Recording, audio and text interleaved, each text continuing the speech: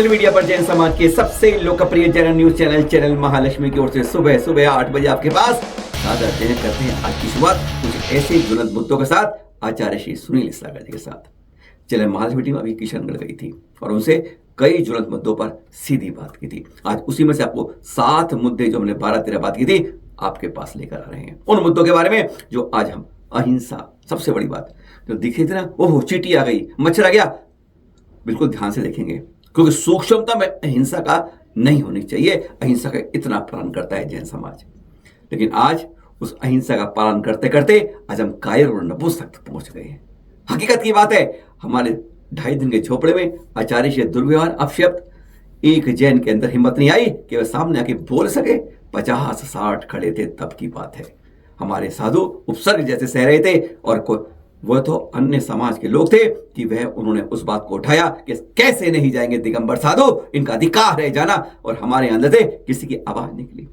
आज हमारे साधुओं ने, हम तो साफ कहा आचार्य श्री आपके लोग संतों ने हमें अहिंसा का ऐसा पाठ पढ़ा दिया है कि हम अहिंसा अहिंसा अहिंसा अहिंसा करते आज हम नपुंसक और कायर के नकाब पहन के चलते हैं। क्या इसी तरह चलेगा कि अगर हमारे समाज में क्या चल तीर्थ अब सुरक्षित नहीं हो पाएंगे? सुनिए जरा आचार्य जी ने इस पर क्या कहा। हम उकसाएंगे तो नहीं, लेकिन ये बात सही है कि इतनी बात जितनी दिगंबर मुनियों को किसी ने कही, किसी और धर्म और संप्रदाय में कहीं कही जाती तो अभी तक हिंदुस्तान में आग लग जाती।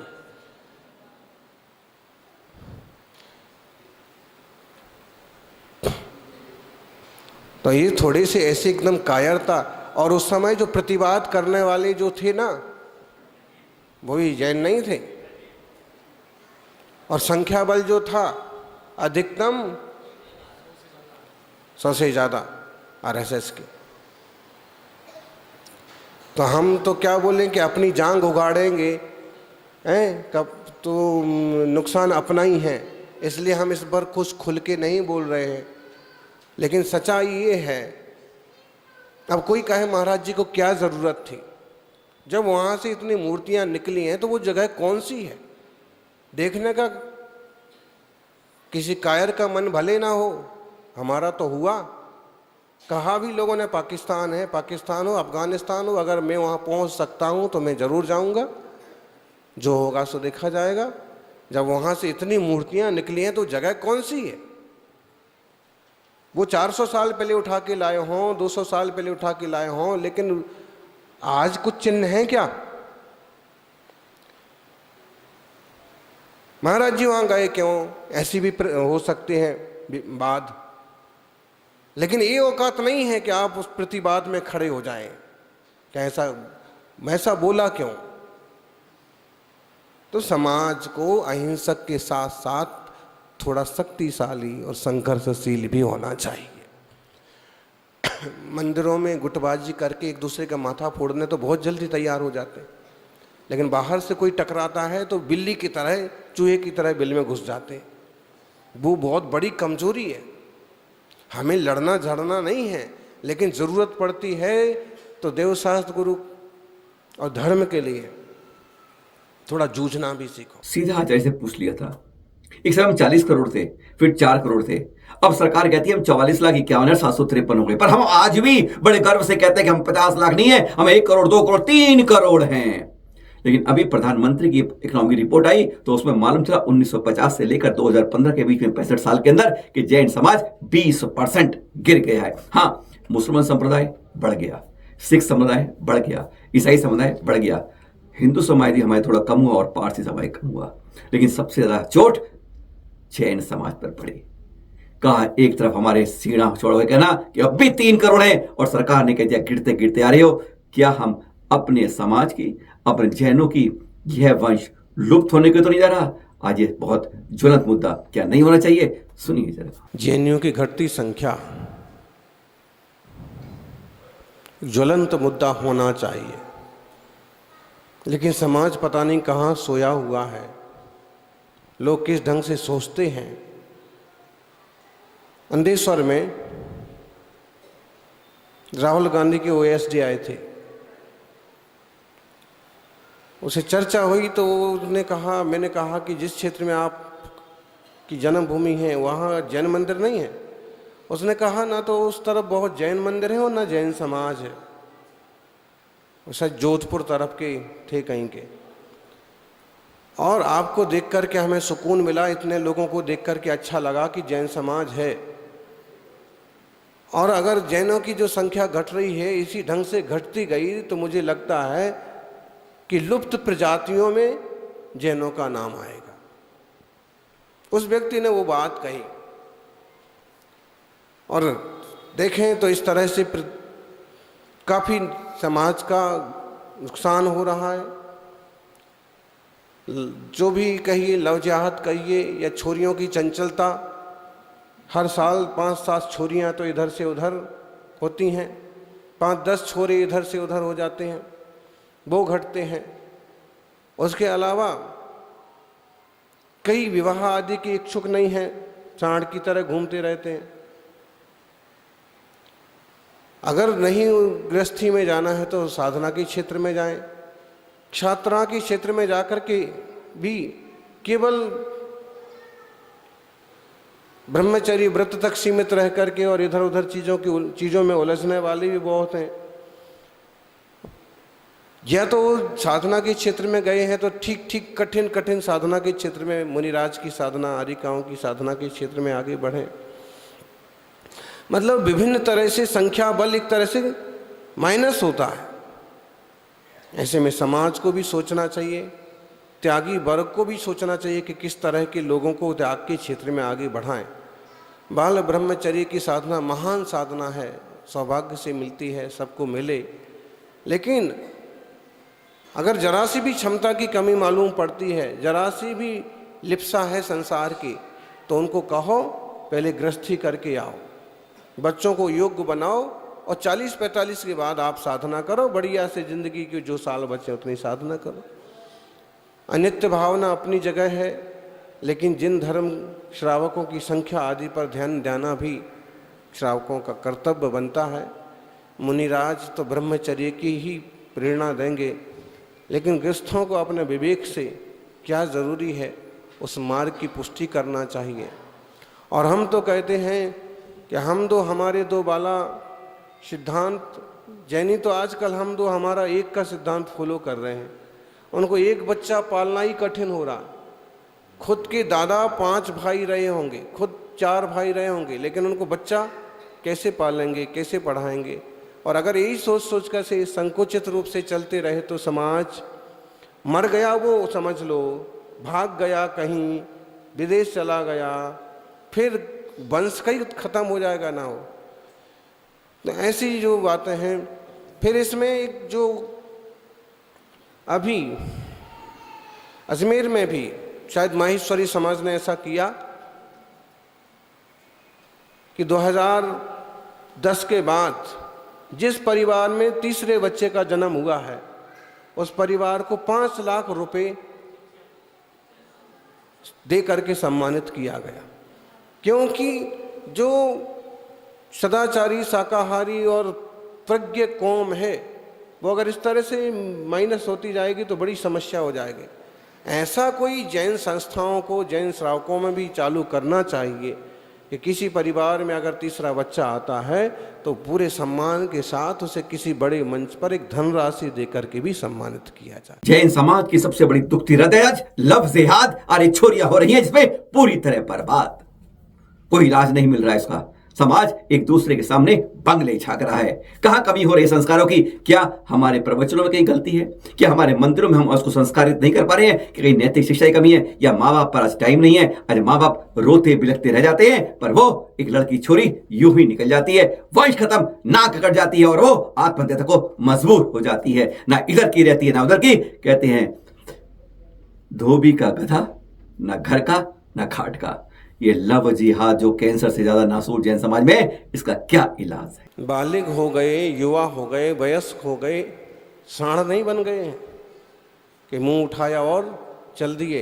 जिस माँ बाप ने पालन पोषण किया है, जिस परिवार ने शिक्षा का कर चुटाया है, उसको चाहिए कि अगर संतान इस तरह का विद्रोह करती है तो वयस्क होने के बाद भी उन्हें कोर्ट से हर्जाना वसूल करने के लिए आग्रह करना चाहिए कि बालिग हो गया है जो छोरा छोरी और उनका 5 करोड़ का या जितना उनका खर्च हुआ है 10 करोड़ का, उतना उनका हर्जाना माँ बाप को देवे, परिवार को देवे, फिर चाहे गड्ढे में जाए। इस तरह का प्रावधान कानून में भी होना चाहिए और माँ बापों को इस तरह से थोड़े कठोरता से पेश आना चाहिए। उसके पहले ये कुछ नहीं कर सकते, ना लिव इन में जा सकते हैं और ना विवाह कर सकते हैं, ना हमारी कानूनी मान्यता है। पहले हमारा हर्जाना, इस टाइप का कुछ विशेष रूप से आंदोलन हो, सोच पैदा हो, ताकि इस तरह के उपद्रवी बेटे बेटियों पर दबाव बने और उनकी औकात है तो इतना भर दो और फिर जाओ कुएं में जाओ। एक महिलाओं के साथ युवाओं की लव बात जिहाद वाली बात बहुत मतलब है, ऐसे बहकावे में आ जाती हैं छोरियां तो बिल्कुल बहुत जल्दी ऐसे बहकावे में आ जाती जैसे माँ बाप कुछ नहीं है और वो सब कुछ हो गया। और जब पोल खुलती है, जब धीरे धीरे कुकर्म करना, और जब उसके साथ और दूसरे तरह से कुकर्म होते हैं, दूसरे लोग कुकर्म करते हैं, वेश्यागिरी कराई जाती है, मांस पकवाए, फिर उसकी अकल ठिकाने आती है कि अब बर्बाद हो गए, फिर कोई रास्ता नहीं बचता है, या तो आत्महत्या करो और नहीं तो सामने वाले ही मार देते हैं। तो इसमें जीवन बहुत कीमती है, जिसमें जिन धर्म 3 लोक बंदनीय, इस धर्म को पा करके तो धर्म के लिए प्राण देना चाहिए, वासना के लिए प्राण देना एकदम बेवकूफ़ी है। वासना के चक्कर में दूसरों से जुड़ जाना बहुत बड़ी बेवकूफ़ी है। यहाँ छोटी भाई के ब्रह्मचारी ब्रह्मचारिणी भी पाए जाते हैं। देखो, जब वो साधना कर सकते हैं तो दूसरी छोरियाँ ये तो साधना कर ही सकती हैं कि किसी अच्छे परिवार में जाएं और जैन धर्म को बढ़ाने वाले किसी संतान को जन्म दें। आचार्य जी से स्पष्ट पूछ लिया, स्पष्ट। आज हमारे नए तीर्थ जैसे पानी में लकीर खींचते हैं, बस इसी तरीके से जैन समाज बनाता जा रहा है। एक से सुंदर सुंदर, एक से वैभवशाली, पर पीछे की लकीर जो है पानी में मिटती जा रही है। आज के तीर्थ भी कल मिटेंगे और परसों वह मिटेंगे, और फिर क्या होगा? आज हमारे पुराने तीर्थों पर कोई ध्यान नहीं दिया जा रहा है। लुटते जा रहे हैं, बदलते जा रहे हैं, मिटते जा रहे हैं, और नए तीर्थों को हम ध्यान देते जा रहे हैं। क्या अपने लुटते तीर्थ को हम देखते पाएंगे? हमारे निर्वाण क्षेत्र की भूमियां आज खतरे में पड़ी हुई हैं। उनके आगे एक छोटा सा संप्रदाय का धार्मिक स्थल बनता है और वो धीरे धीरे फैलता जाता है और हमारा सिकुड़ते सिकुड़ते खत्म होने लगता है। कहीं की बात कर लीजिए, गिरनार की कर लीजिए, मंदारगिरी की कर लीजिए, खंडगिरी की कर लीजिए, जगह जगह आज समाज पर चोट पड़ रही है। क्या इसका कोई इलाज है? क्या करना हुआ समाज को? नए तीर्थों का वहाँ निर्माण हो जहाँ आवश्यकता है। 150 घर अगर वहाँ इकट्ठे हो गए तो एक सुंदर सा जिनालय बना दिया जाए। मुनिराजों के संघ के विश्राम के लायक वो 10-12 किलोमीटर पर कोई जगह है सड़क पर जहाँ से साधु गुजरते रहते हैं, विश्राम आदि के निमित्त से एक धाम या तीर्थ या जिनालय का निर्माण हो तो ठीक। बाकी एक ही जगह ढेरों मंदिर बनाना और कहीं ऐसे अंदर घुस करके और ऐसे गिरियों का निर्माण करते रहना, मुझे तो नहीं समझ में आता है क्या औचित्य है। या तो कोई प्राचीन नाम वाले या कोई जीर्णशीर्ण मंदिर पकड़ो तो उनका विकास हो, उद्धार हो। जो चीज़ें फेमस रही हैं, जो जगह फेमस रही हैं और आज एकदम जीर्ण हो गई, उन्हें ठीक ढंग से करो या उनके एकदम निकट में कुछ करो तो भी समझ में आता है। लेकिन जिसका समाज के लिए उपयोग ना हो, साधु संतों के व्यवहार में उपयोग ना हो, शिक्षा स्वास्थ्य के लिए उपयोग ना हो, और देखा जाए तो मतलब फिर उस पर धन व्यय करना, समय व्यय करना, शक्ति व्यय करना कोई बुद्धिमानी नहीं है। तो साधु जनों को भी अपनी प्रज्ञा का प्रयोग करना चाहिए और श्रावकों को भी कहाँ क्या ज़रूरी है इस पर फोकस करें, इस पर काम करें। चुनाव खत्म होने वाले हैं, बस एक चरण 26 मई, उसके बाद एक चरण खत्म। चुनाव गिनती के बाद सबका ध्यान जगह जनसंख्या गणना के ऊपर। आज भी हम पहचान नहीं कर पाते।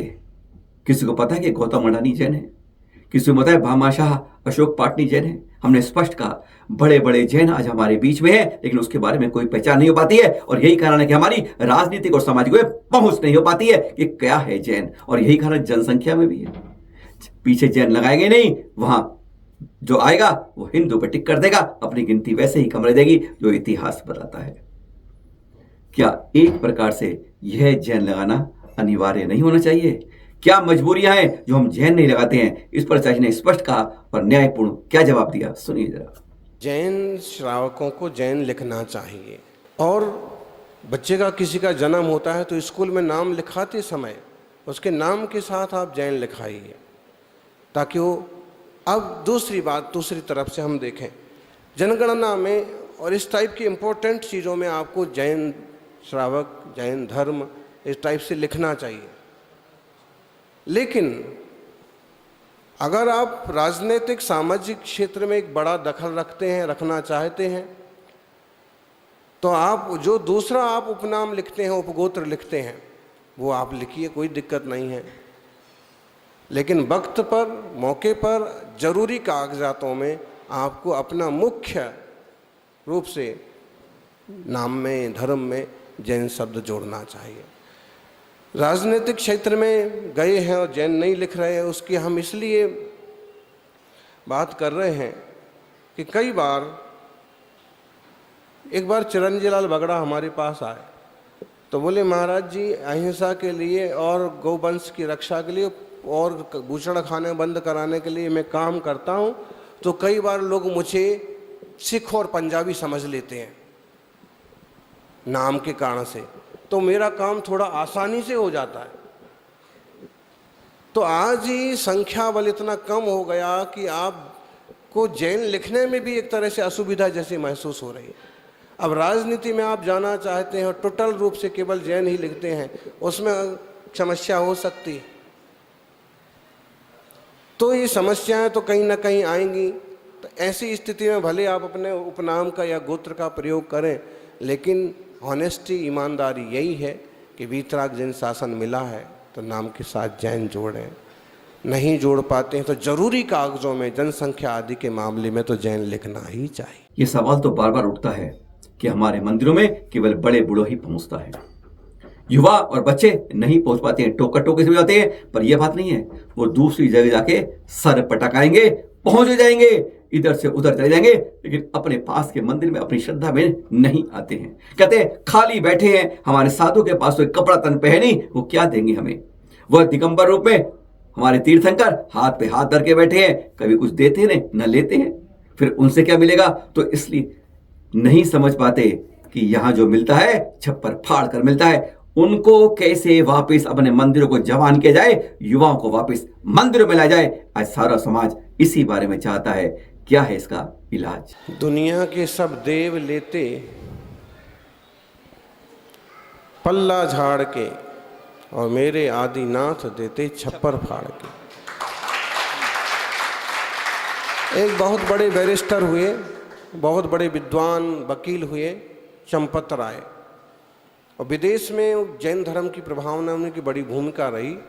एक बार किसी ने कहा कि तुम्हारे भगवान के पास तो कुछ भी नहीं है, पूरी तरह से दिगंबर हैं, वे दुनिया को किसी को क्या देंगे। हमारे भगवान के पास देखो क्या क्या है, इतने सारे जेवर हैं, ये है वो है। उन्होंने कहा कि हमारे भगवान वीतरागी हैं और आपके भगवान वित्तरागी हैं। परम शांति के लिए वीतरागता जरूरी है और अशांति के लिए वित्तरागता जरूरी है। सामने वाले ने कहा कि तुम्हारे भगवान के पास तो कुछ नहीं है, लेकिन तुम लोग कितने अमीर होते हो।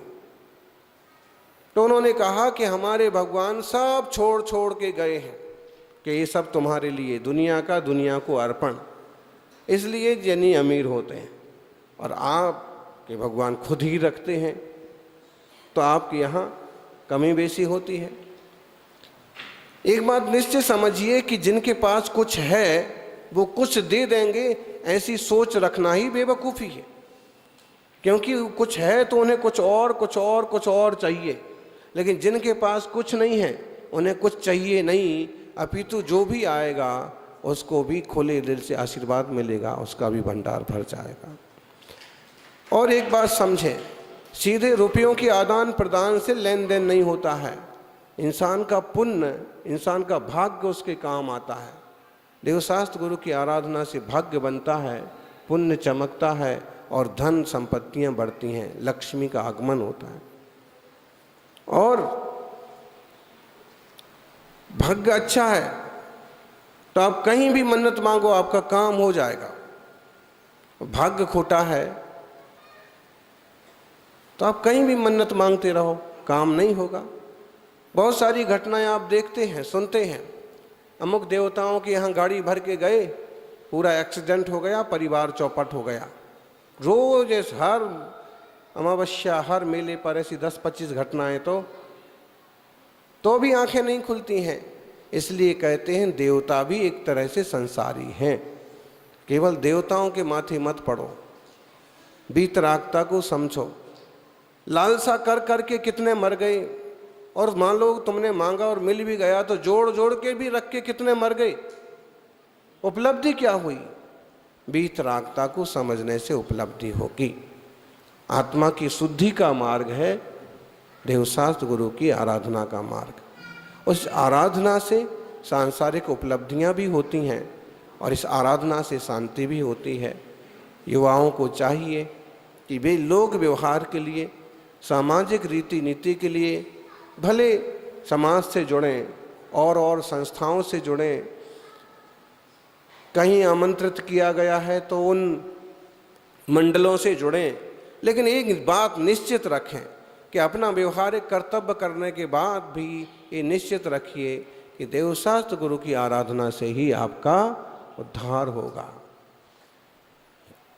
रोज जिनालय जाएं, जिन दर्शन करें। ये बात भी है, कई बार बड़े बुजुर्ग खटखट करते हैं, पंथवाद को लेकर के मंदिरों में खींचतान होती है, तो इससे भी युवाओं का मन खट्टा हो जाता है।